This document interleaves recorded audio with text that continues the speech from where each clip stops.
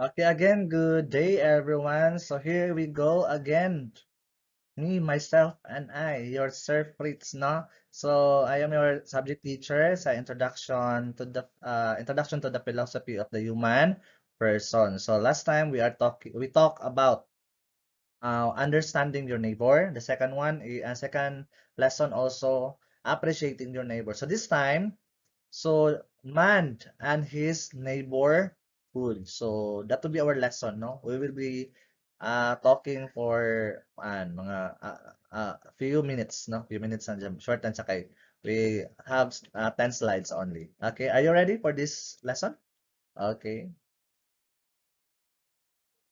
Okay, I have a question here for you, everyone. So you answer this one, no? You think or you listen, understand the question, in order for you to can think and answer your own mind. So, how can you live harmoniously with others? So, in this lesson, no, you will learn that that to live harmoniously with others, you need to give up some of your freedom and learn to communicate well with others. No, by answering this question, so it's very difficult for me on my own side. If I will answer this one, sobrang lisod siya. How can I live harmoniously with others? So mo to siya, no? You just simply you need to give up some of your freedom and learn to communicate well with others. So inana daw ka sa kasayon to live harmoniously with other people. So are you familiar with Thomas Hobbes? So according to Thomas Hobbes, freedom is the right of an individual to speak, think, and act without external restriction. However, he argued that it is terrifying to live in a world with absolute freedom because each person can do whatever he or she wants. So,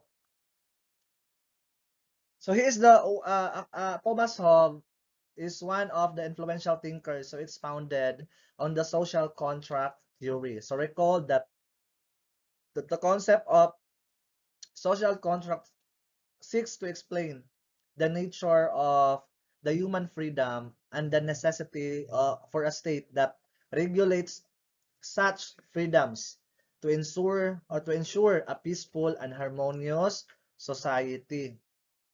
So let us read what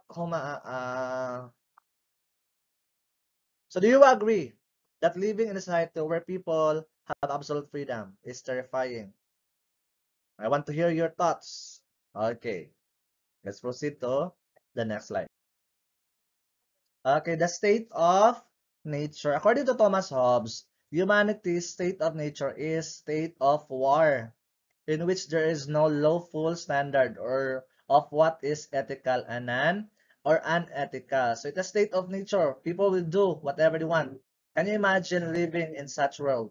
Ng ano daw, state of war. Kaya nimo puyo dira. Kaya nimo mabuhi sa state of war. Murag ulpot atong kabuhian ano. Okay, how to resolve the state of nature? Thomas Hobbes emphasized that individual must give up their freedom to a specific authority that will, in return, ensure their lives are protected and preserved. So let us try to understand this based on our own experiences. Think of an authority figure. What freedoms did people give up? Another question. What power did people give this authority figure? What is the responsibility of the authority figure?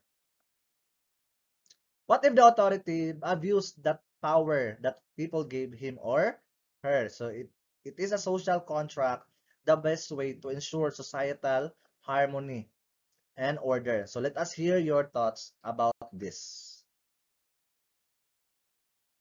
According to John Locke, everyone in the state is free and equal, but it is required to protect one another's right to life, ownership, and autonomy. With this in mind, people choose authorities to lead their community in the belief that the rights of the people will be protected regardless of their socioeconomic status, capabilities, origin, and social groups. So these protected groups include the underprivileged and physically challenged. So Hobbes and Locke's theories assume that leader or authority figures will hold and advance the best interests and welfare of the people who give up their freedoms to experience a just and humane society. Their written works outline the qualities that leaders and authority figures should uphold. I will ask your opinion. What should these leaders' qualities be? You answer that one. In the social contract, Hobbes highlighted that individuals enter into a shared agreement to cooperate with one another and to live harmoniously in a society that establishes moral regulations on behavior. Because of this shared agreement, laws that provide security to the people in society are established. For example, people are required to pay taxes to maintain public roads, police enforcement, and social services. So like, bayad tag tax. Palit ka sigarilyo, nakay tax. So palit ka og ilim no, nakay tax. So palit ka price, nakay tax. So everything we have today, or we have, are with tax, no? In order to maintain public roads, police enforcement, and social services. So that is why when you are sick, if you go to hospital, then na siya feel health nga ma-covered nga nakay free gamay. Na that's comes for our taxes. Cooperation dialogue result from differing opinions and ideas. Despite this, they are very helpful in allowing individuals to exchange opinions and come up with the best way to establish a social contract to live harmoniously with one another. So a social contract requires cooperation and dialogue. So have you ever been engaged in a dialogue? What happens in a dialogue? Did you express your opinion and thoughts? Or what did you do when other parties did not agree with you? Okay. How did you achieve cooperations? Is it possible to cooperate without compromise?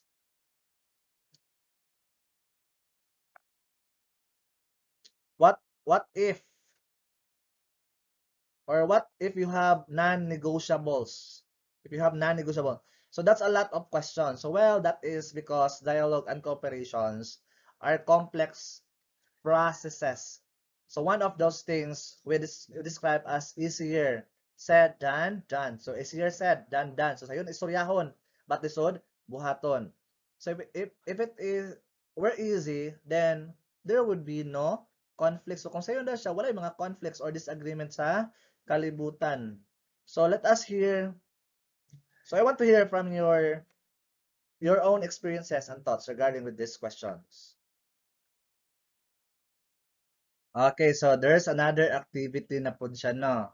In a one half, crosswise. And also, after this, or after you're done with the task, you submit your work sa class president. So, freedom, disputes, and boundaries. So, recall a time when your exercise of freedom caused disagreement with your family or group of friends. How were the disagreement resolved? Or can you relate your experience to Hobbes' ideas? So you write 3 guidelines for yourself on how to handle disagreement in the future. Okay? So, nakuha? Okay. According to George Wilhelm Friedrich Hegel, believed that the mind is free and therefore freedom is taught. However, people cannot do everything they want. They must exercise their freedom in accordance with universal welfare. Hegel said that when people act as a moral delegates, disagreements stop. Therefore, people must function according to moral standard and ethical principle. Hegel is another emphasis. So, you remember him for his theory on dialectics. So the development of knowledge through thesis, antithesis, and synthesis. Hegel's philosophy focuses on ideas and thought as the basis of material actions. He also offered a view on human freedom. For him, freedom is primarily in a person's mind. So there can be no boundaries to the thoughts of humans. Therefore, regulating freedom should also start in the mind. He believes also that moral and ethical ideas should set the limits of the human freedom to guide actions. What do you think of this idea by Hegel?